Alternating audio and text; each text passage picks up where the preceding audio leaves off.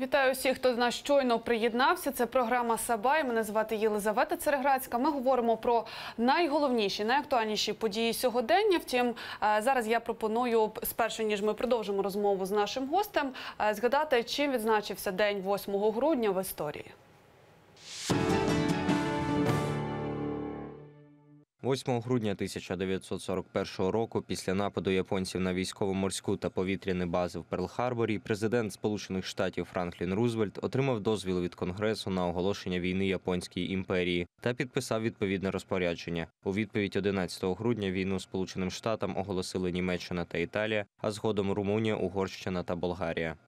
Цього дня 1980 року у Нью-Йорку своїм фаном був застрелений Джон Леннон, колишній учасник Бітлз, рок-гурту, який докорінно змінив поп-музику 60-х років. 40-річний музикант саме входив у свої апартаменти на Манхеттені, коли Марк Девід Чепмен вистрілив у нього 4 рази з близької відстані з револьверу 38-го калібру. Леннон, стікаючи кров'ю, помер по прибуттю до лікарні. Раніше того ж дня Чепмен отримав автограф Леннона і добровільно залишився на місці злочину, поки не був заарештований поліцією.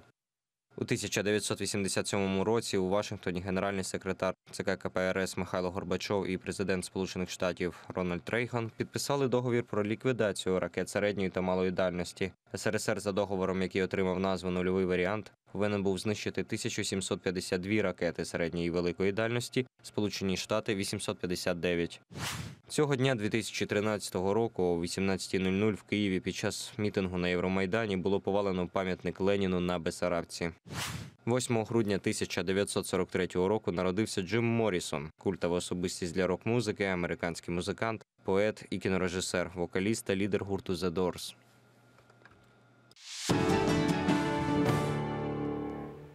Отже, ми продовжуємо нашу розмову з політологом Кирилом Молчановим. Пане Кириле, хочу зараз тепер з вами поговорити те, що про НАБУ, зокрема про скандальний законопроект 7363. Він уже отримав таку характеристику, ніби він покликаний покінчити з незалежністю НАБУ, тому що він передбачає звільнення керівників НАБУ та інших та голів інших антикорупційних відомств простою більшістю голосів. На відміну від того, що ми маємо наразі, директора НАБУ може бути звільнено лише після винесення обвинувального вироку у кримінальній справі. От, ваша оцінка, власне, як ви дивитесь на таке рішення, на цей законопроект? Давайте будемо відверті, що, на жаль, казати, що робота НАБУ є ефективною, це не досить вірно, оскільки жодної справи, яку вони передали до суду, не доведено до обвинувачувального вердикту. Тобто казати, що говорять, що це корупцією... проблема з судами, насправді, те, що в нас немає антикорупційного суду. Ну, не тільки. Взагалі, за весь рік НАБУ підготувало близько 40 справ лише. Тобто, я не вважаю, що вони є ефективними, але навіть ті справи, за які вони взялися, вони дійсно дуже дратують вище керівництво України, і їм не подобається, що пан Ситник займається там близькими до них осіб. Тобто навіть ці такі, я б сказав, потуги, вони вже визивають страх у парламенті, в уряді, там, в адміністрації президента. Ми ж бачимо, як це все розвивалося. Коли там, наприклад, Ситник займався тим ж Насіровим, на це не досить звертали увагу. Коли він прийшов до Мартиненка, теж не досить. Коли він займався НКРЕ КУ формули Роттердам Плюс, що вугілля воно не з Роттердаму, так а з Донбасу, незважаючи на те, що воно врятувало Україну від енергетичної кризи, теж це не турбувало ні уряд, ні парламент. А ось коли НАБУ прийшло там до сина Авакова, і в той же день на завод «Ленінська кузня», який є власністю президента, то дійсно це вже досить роздратувало керівництво країни, і вони вирішили, що треба прибрати або Ситника, або взагалі це НАБУ, так, або звести його працю до якоїсь імітації повної. Тому і вийшла ця ініціатива, щоб зробити його або ручним, або повністю управляємим, або взагалі звільнити. Але тут була неочікувана для влади реакція західних партнерів.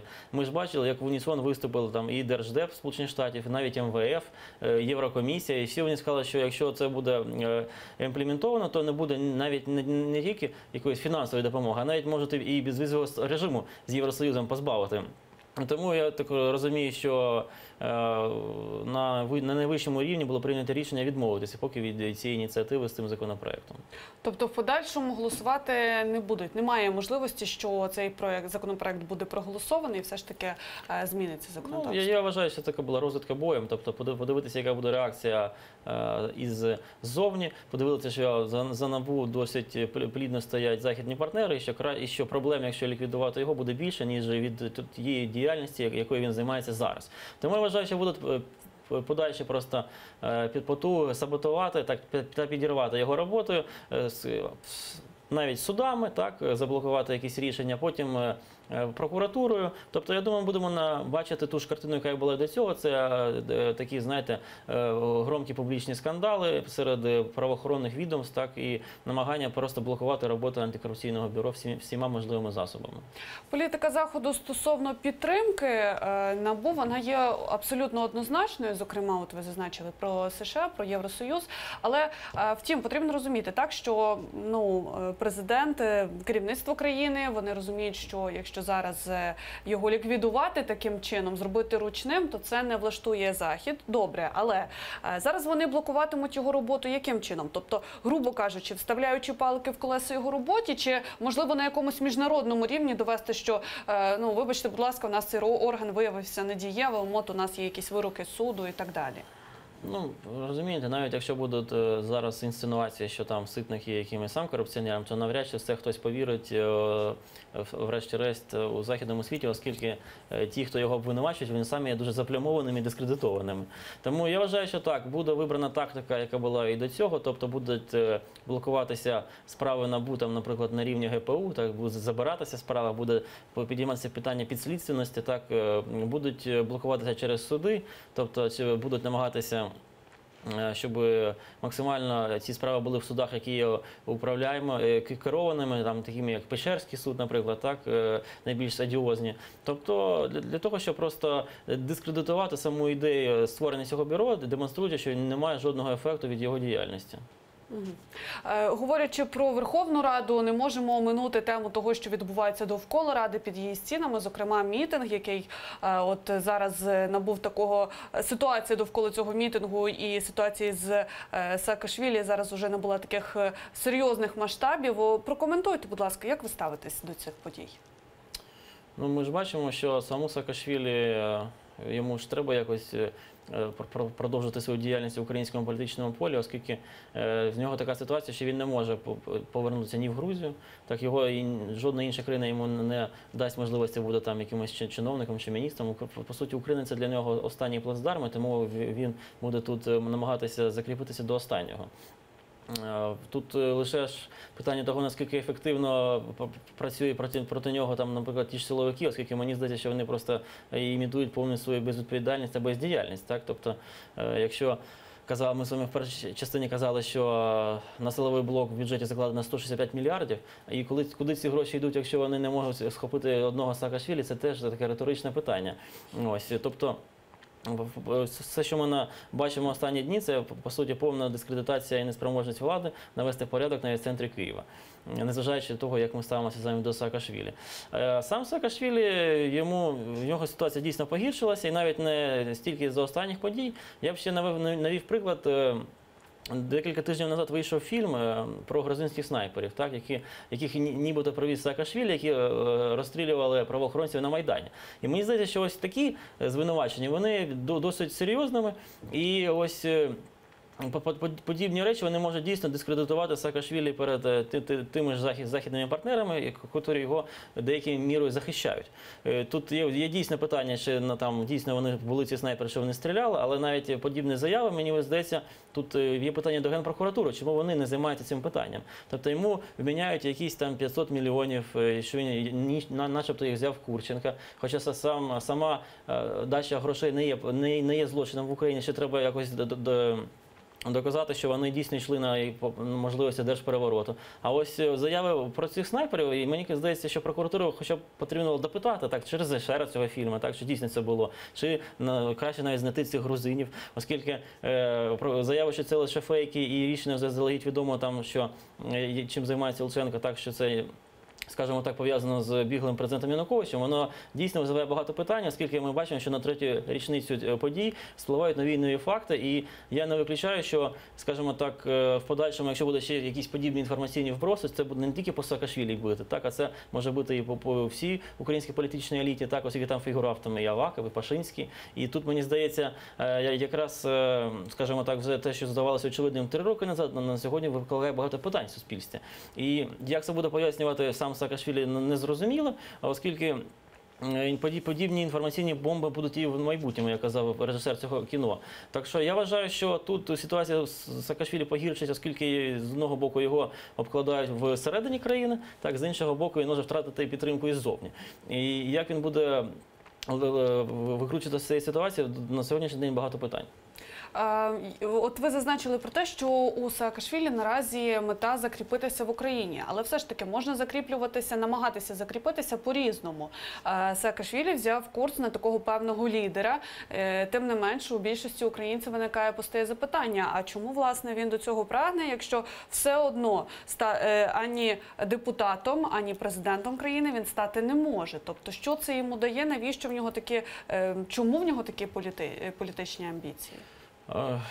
Саакашвілі є таким досить харизматичним політичним лідером, і, в принципі, він себе не бачить поза політичним полем.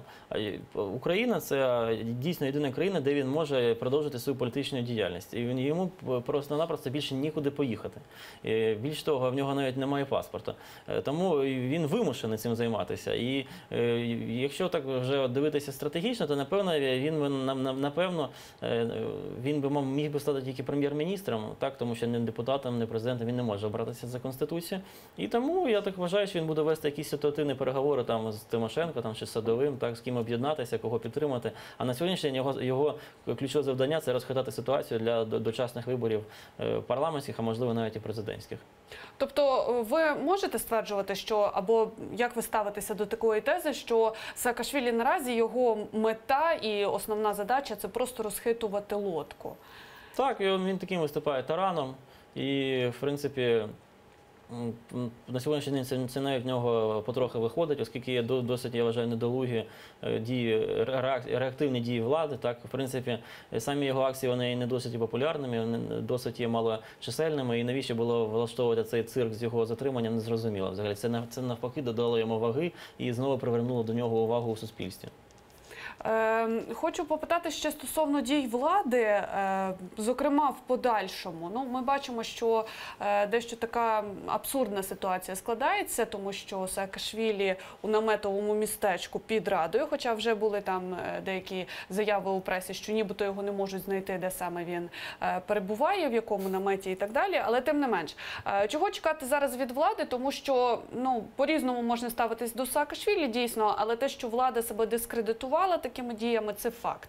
Що вона робитиме надалі, як ви думаєте? Тут досить багато питань, оскільки ще прийде в голову, в принципі, українським політикам досить можна багато мудрувати, оскільки дійсно тільки в Україні може оголосити в розшук особу, місце знаходження якої всім відомо. Так, і я не знаю, чи не міг нічого краще придумати генеральний прокурор.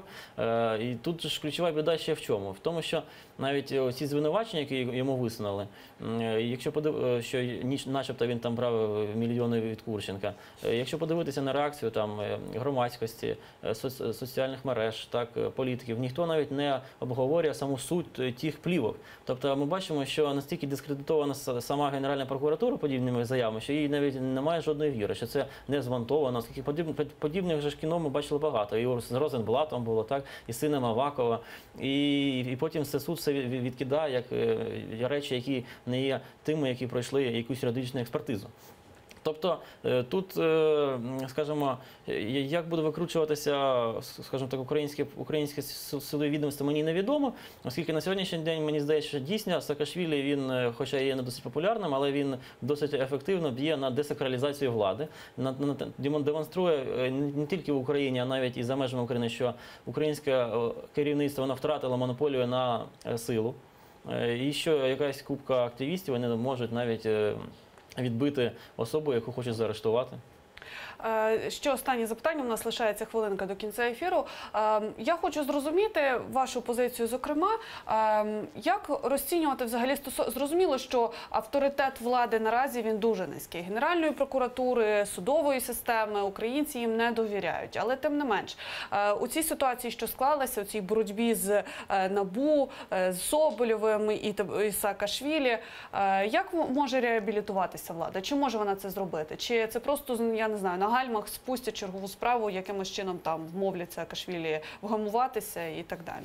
Ну, реабілітуватися, в принципі, вони можуть. Це швидкими темпами дійсно створити там і цей антикорупційний суд, і дійсно почати процес реальної боротьби з корупцією з обвинувачувальними вироками, але ми розуміємо, що для цього потрібна політична воля, а її в нас, на жаль, є великий дефіцит. Тобто, на жаль, система, вона не настроєна на те, щоб сама себе змінювати, і надіятися на те, що з завтрашнього дня вони одумаються, як ви вважаєте, це, напевно, я думаю, досить наївно. І я думаю, скоріше ми будемо бачимо навпаки продовження закручування гайок по боротьбі з корупцією та по дискредитації НАБУ. І, в принципі, таке, знаєте, замороження нинішньої ситуації, нинішнього статусу кво, навіть якщо це буде суперечити нашим євроінтеграційним прагненням. Я вас зрозуміла. Я вам дуже дякую за розмову. Політолог Кирил Молчанов був в нашій студії. Зараз ми перерваємося на декілька хвилин, після чого в ефірі телеканалу АТR інформаційний випуск «Заман». Ескандер Меметов знає останні новини, після чого повертаємося в студію. Будемо говорити далі про головне. Дочекайтеся.